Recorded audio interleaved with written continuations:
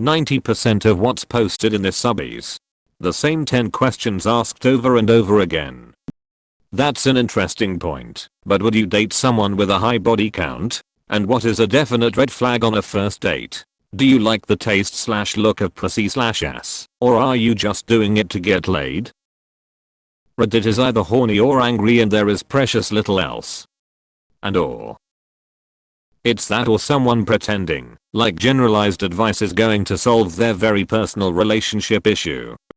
99% of all advice, hey homeless people, why don't you just buy a house?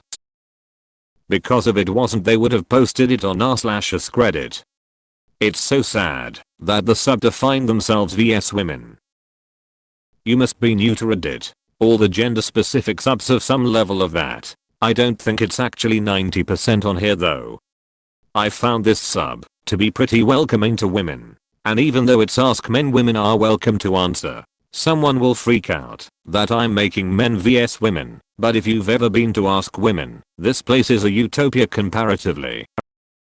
It isn't. It's the same 6 questions worded differently, and if it's not about 6, it dies in you. Everyone likes to voice frustration at lack of variety in posts, and then doesn't engage in non-sexual questions. I really find myself wanting to reach out and offer good genuine advice and comments to all the sexually frustrated young men on here, but it feels like the angst wins the upvote war far more than the nuanced or reasonable advice. I wish I could do more to fight that tide, but it feels overwhelming. From one perspective maybe, I like to answer as if it is a genuine and honest inquiry. If I keep my shields up on an anonymous site, how the f*** am I ever going to grow as a person? Do you feel you get sucked into loaded questions and traps that misconstrue your answers though? Kids. The kids aren't alright.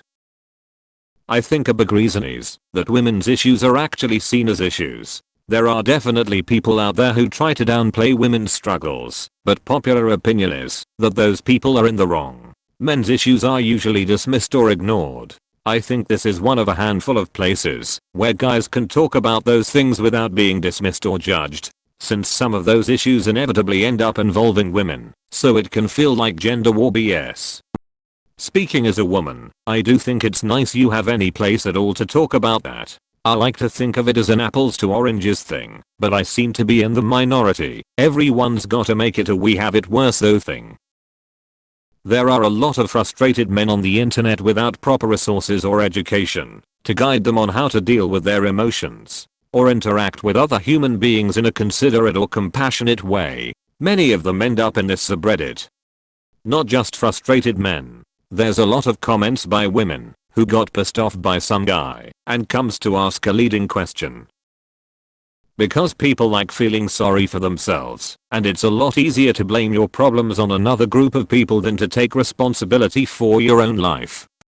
We see this whenever there's a question on here about dating and the perceived difficulty of it. Advice telling people to stop focusing their efforts on dating if it's making them miserable and use the time and energy to grow and discover new things and turn themselves into a much more dateable person is often ignored, while circle-jerking about online dating and looks and height is often what's most upvoted.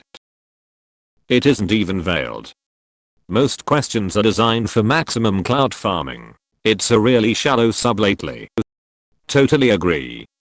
If I were doing men vs women gender war bullshit, this would be the obvious place to post it. Your mom jokes aren't gender war. At least your mom told me that last night. Prove it. Name every mom. Redditors. The sub's name is AskMen. It's kinda slanted that way in the name tbh. But I see a lot more I don't know how to date questions than gender war fluff. Because there's 100% a gender war going on in the culture, and thus in people's minds. Just like there's a low-key race war going on. Race wars are rather endemic in my opinion. A lot of places have racist rhetoric under control, and it isn't as big an issue as in the UK or US. Gender wars? That's everywhere and only growing. Because this sub consists of only 10 unique questions worded differently, and 9 of them are, in fact, weapons in a thinly veiled men vs women gender war. 2 reasons. First is that men's issues are underrepresented in public discourse, so people who care about those issues want to talk about them in a space where they won't get scoffed at. The other is just emotional venting from MRA types about perceived inequality between men and women. I think talking about men's issues is important and this sub is a fine place to do it, so long as it doesn't tread into misogynistic territory.